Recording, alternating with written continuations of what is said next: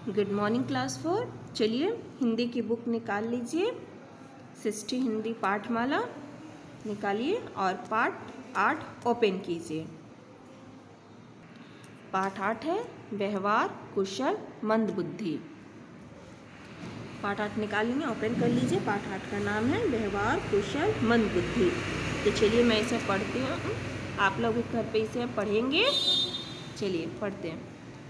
एक गांव में एक लकड़हारा रहता था। उसके परिवार में उसकी पत्नी और 2 बेटे थे। उनमें से एक बहुत चालाक और दूसरा बहुत सीधा था।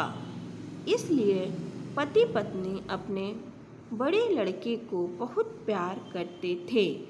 जहाँ तक छोटे लड़के का सवाल था,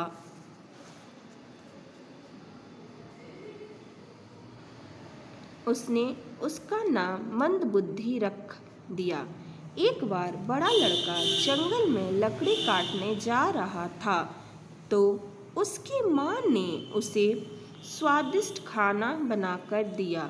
जब दोपहर के भोजन का समय हुआ तो अचानक कहीं से एक बौना आ गया और उसने कहा, मैं बहुत भूखा हूँ, मुझे भी भोजन कराओ, मैं तुम्हारी मदद करूँगा। इतना सुनते ही बड़े लड़के ने चिल्लाकर कहा, भाग जाओ, यदि मैं तुम्हें कुछ भी दूंगा तो मैं भूखा नहीं रह जाऊंगा क्या? खाना खाने के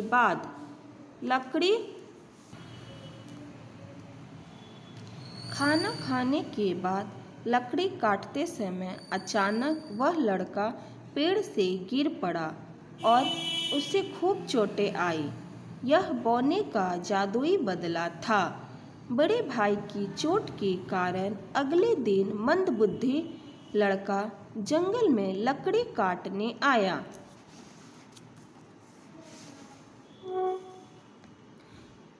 उसे उसकी माँ ने केवल रोटी तथा पानी की एक बोतल दी।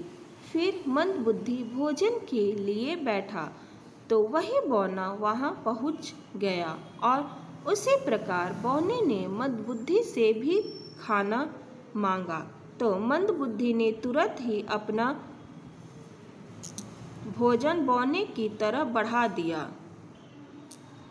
यह देखकर बौने ने कहा, तुम मंदबुद्धि बिल्कुल नहीं हो, तुम तो बहुत समझदार हो। इसलिए जो भी तुमने मुझे दिया उस उपकार का बदला मैं तुम्हें सोने के रूप में दूंगा।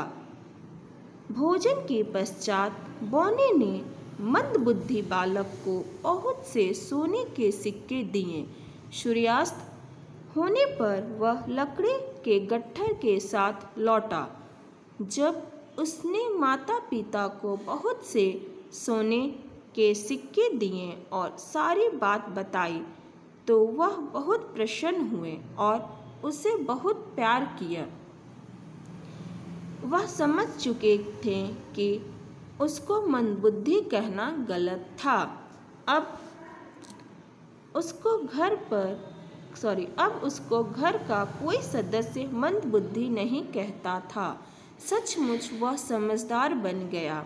बच्चों, अगर किसी में थोड़ी बुद्धि कम भी है तो वह अपने अच्छे व्यवहार से सफलता प्राप्त कर सकता है।